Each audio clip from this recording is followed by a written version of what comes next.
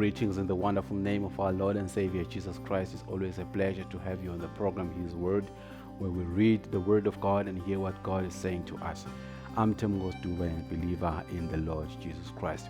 Even today, we are meeting to read the Word. We are looking into God being our Father, as found in the book of Matthew chapter 6. We are reading where Jesus Christ is saying our Father. We're just concentrating on the meaning of our Father. How is God our Father and what it portrays and what it means to whatever we do in our lives.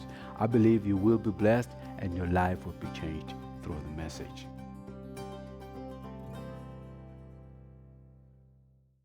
Let us read the Bible in the book of Matthew. We're taking it from chapter 6 and then we're just reading verse 9. In this manner, therefore, pray, Our Father in heaven, hallowed be your name.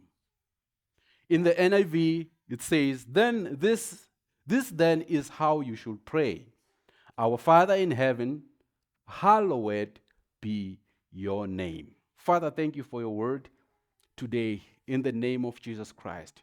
Speak to us and reveal what you want us to know about you through this word in the name of Jesus Christ. Amen.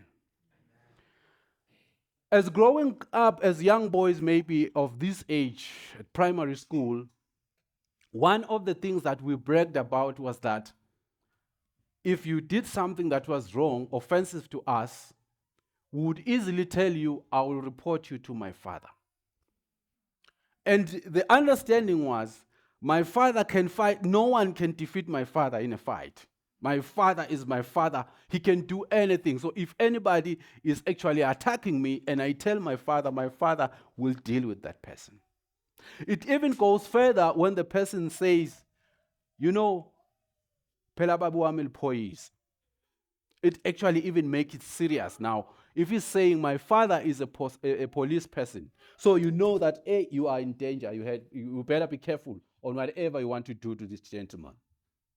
But have you ever wondered what a father is? What did Jesus mean when he says, our Father? Our Father, maybe the image of a father, because of the lives that we live now, is actually not that clear. But it is important to understand what Jesus meant when he talked about this prayer and he said, our Father in heaven. It's a capital letter F. There are about 7 things I want to highlight about the Father. And I believe God is going to talk to us and we will understand him better. The first thing that we need to know is that if you're talking about the Father, he knows your origin or he is your founder. That's what God he is. That is what God is. If you read the Bible in the book of Isaiah chapter 63 verse 16, where Israel said, doubtless you are our Father, referring to God, though Abraham was ignorant of us and Israel does not acknowledge us, you, O Lord, are our Father, our Redeemer from everlasting in your name. Amen. You declare that you are my origin. What I am because you are my Father. So when we pray that God, our Father, who art in heaven, we are saying our original, where we come from, Father, we are you. The Bible says we are made in the image of God. That basically means we are from God. We have the characteristics of God. So we originate from God as human beings. So we should know that God is our origin. If you read Malachi chapter 2 verse 10, it says, have we not all one Father? Has not one great God created us? Why do we do treacherously with one another?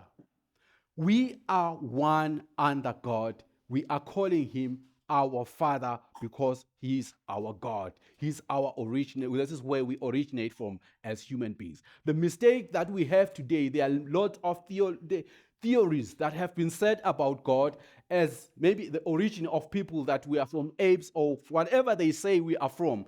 But the Bible reveals that we are the image of God and we are from God. So when we call him our Father, we declare that God, we are your images. Amen. You are your image, not your images. Amen. God is also our provider.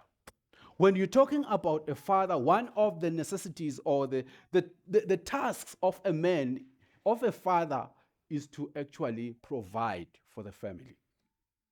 You have to work, you have to make ends meet, get some money and provide. You have to provide the food. Sure, our wives, they help us. But as a man, you are supposed to be a provider. God is our provider. When we call on the prayer and say, our Father, we are declaring that God, our provider. Amen. If you read the Bible in the book of Exodus, you get to understand where God's character is portrayed on him being the provider to Israel. In the wilderness, when they were hungry, all the food that they had, maybe their lunch boxes that they prepared in Egypt on their way out, they were finished. Everything was finished. They were hungry. And they called on the Lord, and God provided. He rained bread from heaven, which we refer as manna. The Bible says in Luke chapter 6, verse 26, look at the birds of the air. They neither sow nor reap, nor gather into barns, yet your heavenly Father feeds them. Are you not more of value than they? Amen. So as human beings, we have more value. God provides for us.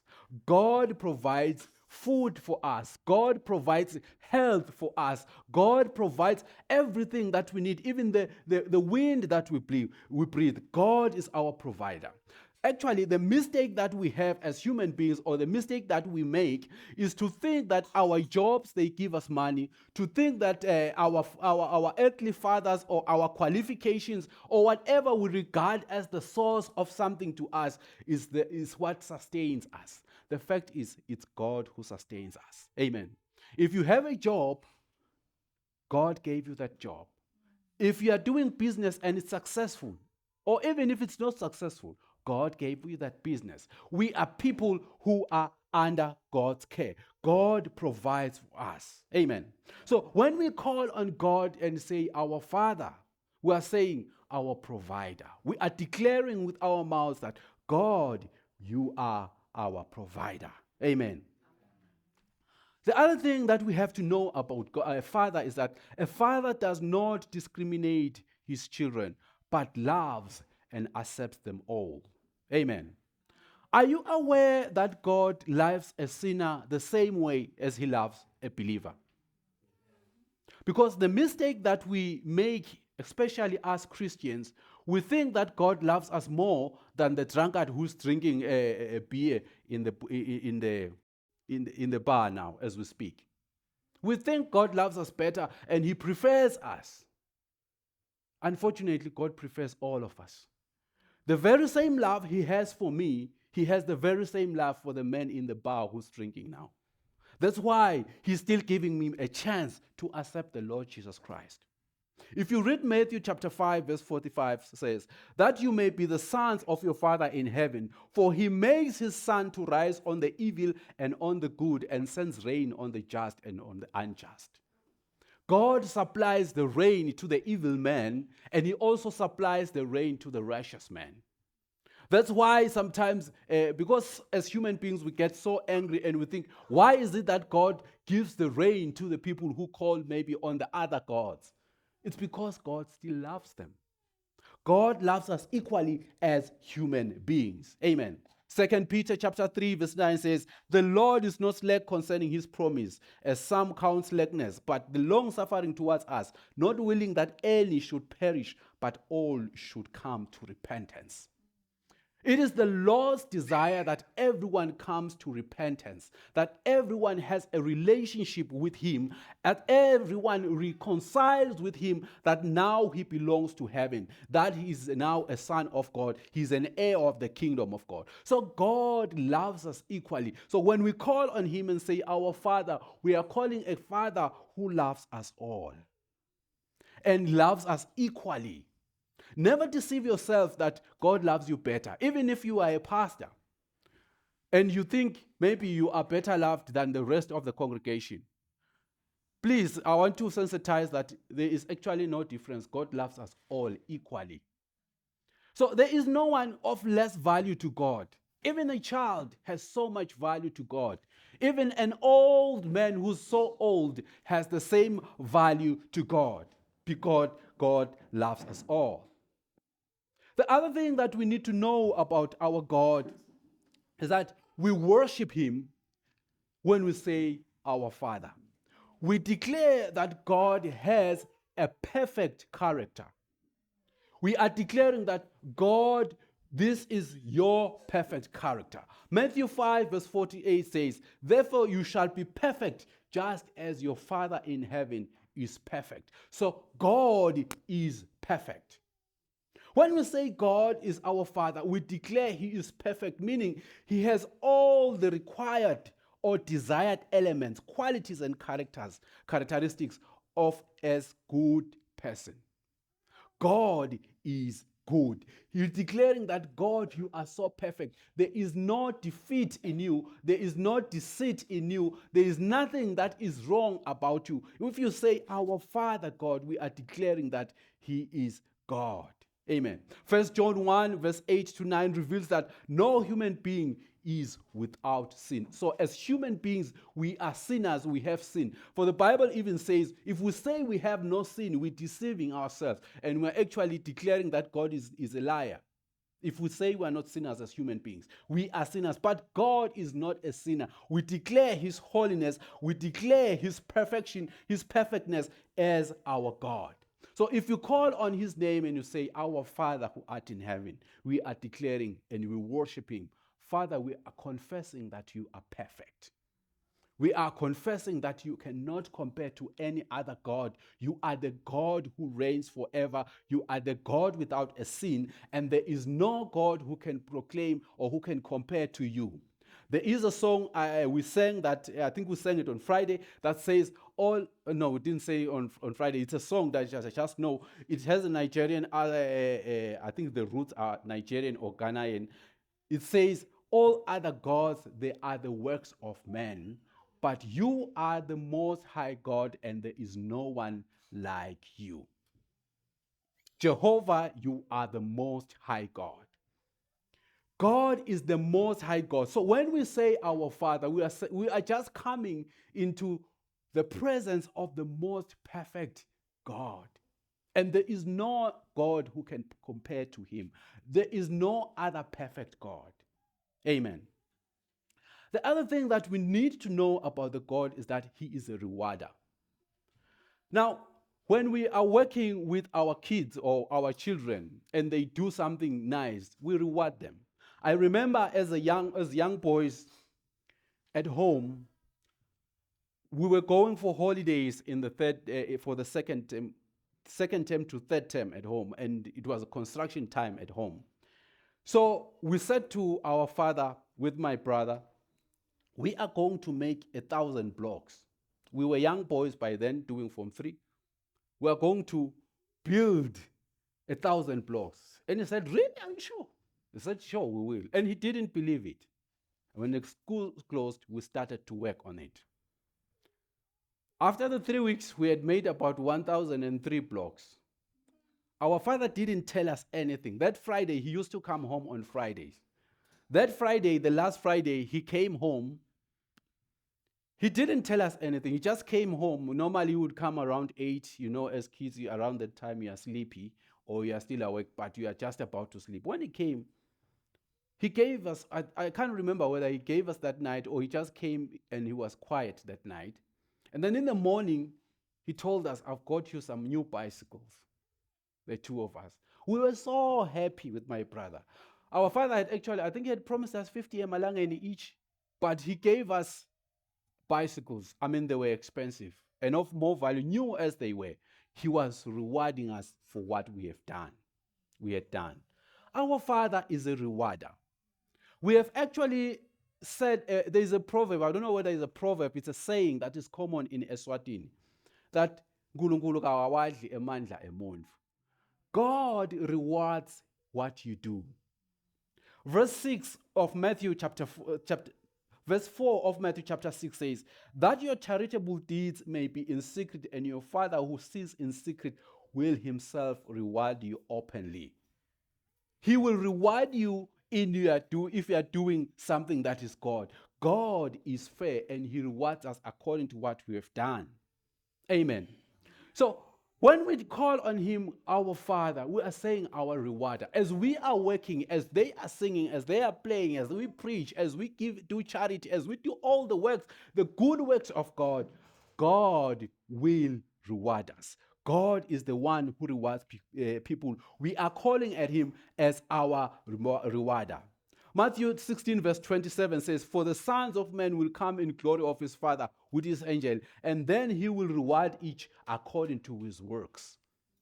At the end of it all in this life, God will reward us for what we have done. God is our rewarder. When we call him our Father, we are saying, God, our rewarder.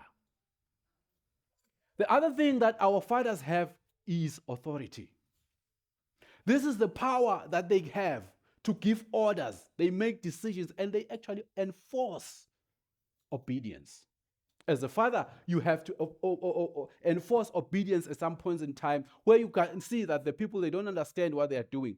When a father enforces authority, it's because he knows where things are supposed to go or what's supposed to happen. But you as a person, actually, you are short-sighted or you are blind as a young person. You don't know what should come out of what's happening. But God knows our future. And sometimes he chastens us and we feel the pain, but it is for our own good. God has the authority. When you were underage, you remember very well, when you did something wrong, your father will beat you. And when you are supposed to make a decision, you consult your father sometimes. And as a person, like the young kids, they cannot sign their forms, serious forms. A parent has to sign the authority.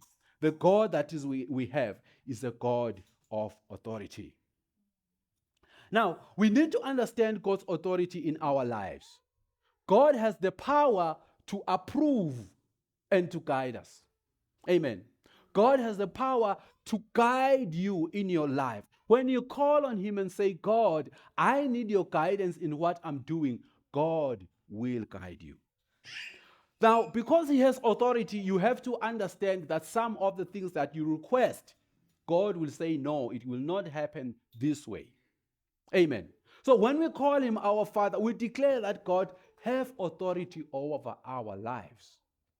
May it be as you want, God. Direct us. Now, if you read the Bible in the book of 1 Samuel chapter 30 verse 8, you find there that David, they had to, when they had been attacked by the Amalekites and all their possessions had been taken away, they were crying and wailing. And David asked God, God, should we pursue them? And God said yes. So you have to ask God, consult, you need his authority. And at times they made decisions without consulting God or without agreeing with God, and things didn't go well. We have read in the Bible where they would go to fight with the children of with any enemies who attacked Israel, but things wouldn't work. Why? Because they had not consulted God. So we need to consult God and allow his authority over our lives. God has authority over our lives. One of the things that you make as a person, if you want to make a very, very serious decision with your father, you go to the father and ask him, Baba, can I do this? I remember when I was about to get married, actually we were preparing to get married with my wife. Everything was okay, but I didn't have a house at home. And in our culture, as a boy, you have to have a house where when you get married, you take the wife into the house. But I started to construct a home where I am now. But it's far, far away from home. So I didn't have a house. And I was really in a difficult situation and didn't know what to do. What was in my mind was that if my father says, yes, you need a house, I would maybe see where I would get maybe 30,000 and build at least a 2-room. I went to him and said, you see, what are we going to do? I don't have a house. My father responded, and that was a very wise decision, and it gave me a green light. He said to me, don't worry. We know that young men, they construct their houses somewhere. We will just declare if there is anyone asking, we will tell them No, the young man has just constructed a home somewhere. So he will get married here and he'll go to his home. So don't worry. And he made it so easy. His advice was the best. He made things possible. For me, I was thinking of taking a loan and just construct something and have it. But my father, earthly father, gave me the direction. So God helps us. Sometimes we want to do things that are actually causing us a lot of money, costing us a lot of money. Some of those things are mistakes. But God, if we consult Him, He'll give us the right direction. So let's give God the authority and allow Him to guide our lives. When we call on Him, we declare that He has authority over our lives, the uttermost authority. So if you want to engage to something and God says, no, you don't have the peace in your heart, consult God. Is what I'm doing right? And God will answer you. The other thing that we need to know about God is that He is the maker, or He's the potter. If you read the Bible in Isaiah 64 verse 8, the story is found in Jeremiah chapter 18, where we are talking about the potter. God is the one who directs our life. We are the clay. When you're talking of the clay, before you make a pot, they take the clay and they heat it such that there are no stones, such that it can be so smooth to avoid any cracks. So God is the potter.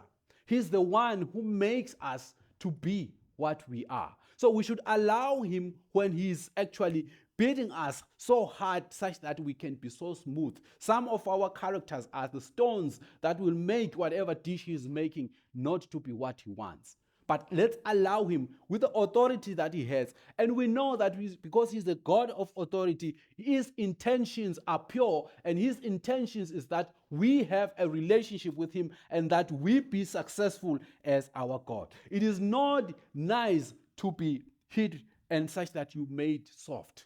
But God knows the vessels He is making out of you. A song we sing that says, Lord, thou art the potter and I am the clay. It's found in the Alexander's hymns. God, if we say, we are the potter and thou art the clay, we mean to God, let Him direct our lives. Make Him do what He wants in our lives such that we come out to be what He wants us to be. Amen. The other thing that we need when we call upon God, we are declaring that God is the protector. A father protects us. A father protects his family. So God protects us as His children. Psalms 121 verse 3 says, the Lord is my protector and He won't go to sleep or let me slumber. God protects us. The protector, let me just read the whole, almost the whole psalm. There's a lot of things that I liked in that psalm. Psalm 121 verse 3 says, the Lord is my protector and He won't go to sleep or let me stumble. The protector of Israel doesn't doze or ever get drowsy.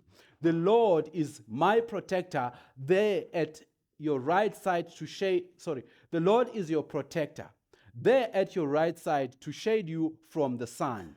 You won't be harmed by the sun during the day or by the moon at night.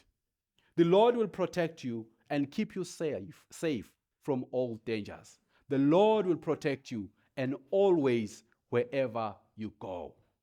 God protects us. If we call Him our Father, we are calling our protector. If you read here, it says He protects us from the sun and the moon. Now, if you're talking of the sun and the moon, these are things that are beyond human controls. Because this is not just a war that is started by a king or whoever is fighting you, but He's talking about the sun, things that are beyond human control.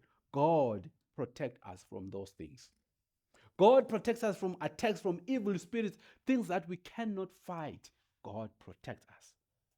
As human beings, we cannot fight actually the evil spirits. We can only pray and trust God, and He does His magic on the other side and He fights for us. That's our God. He protects us. He also protects us from physical attacks. God protects us maybe from accidents that would attack us as we drive our cars, as we walk on the road, as we do all sorts of things. God protects us. Amen. God is also our comforter. We're declaring Him as our comforter. A father will always comfort you. If we talk of an earthly father, even if you lost a loved one in the family, Your father, even if you cry, you will go to him and he will comfort you, regardless of him feeling the pain. So he also comforts you. A father comforts you. God is our comforter. If we read 2 Corinthians chapter 1, verse 3, it says, verse 3 and 4, "Blessed be the God and Father of our Lord Jesus Christ, the Father of mercies and God of all comfort, who comforts us in all tribulation, that we may be able to comfort those who are in trouble with the comfort which we ourselves are comforted by God." Amen. God comforts us. When we're talking of comfort, is someone who gives you hope where there is no hope. Someone who encourages you and actually makes you to stand in difficult times. That is our God. God makes us to stand. When we call on him and say, "Our Father," we're saying, "Our comforter." We declare that, God, you are the one who comforts us. And the other thing, the last thing that we can declare about calling the Father is that you are saying, actually, God is the one you fear. When we are talking about fearing a father, we are not talking about being scared, but we are talking about reverence. When you reverence somebody, you respect that person, and actually you don't want to do something that will disappoint that person. That's how we have to have a relationship with God, knowing that we don't want to disappoint him. Whatever you do, you want to keep in his rules. If you are a child and you have a father, you know that there are things that you cannot do, and if you think of doing them, you say, "Without sin, babe." That is reference. Not because sometimes he will beat you, but you don't want to disappoint him because he loves you so much and he has put so much value. He has invested money, his time, and his care in you. So you don't want to disappoint him. It's the same with God. When we say we fear God, we reverence him, we respect him, we want to keep his word, we want to do what he says in his word and ensure that we meet his standards. We don't want to disappoint him as our Father. There is a lot we can say when we say our Father. I just picked about 10. I said 7 earlier, but it's 10. Actually, there are actually more than that. It's more that God does for us. So if we declare him as our Father, we are declaring that our God is above everything. He's the one we trust. He's the one we believe in. He's the one who protects us. He's the one who gives us food. He's the one who gives us joy. He's the one who comforts us. He's the one actually who does everything, who provides everything for us. We are calling on the God. We are declaring. When we say our Father, we are just calling him. Now, our God who is above everything, as we say our Father, we are ushered into his presence. This is the Lord's Prayer. We are ushered into his presence, to this magnificent area or place, if there is a place, but this magnificent God who's so good and is a God who supplies for us.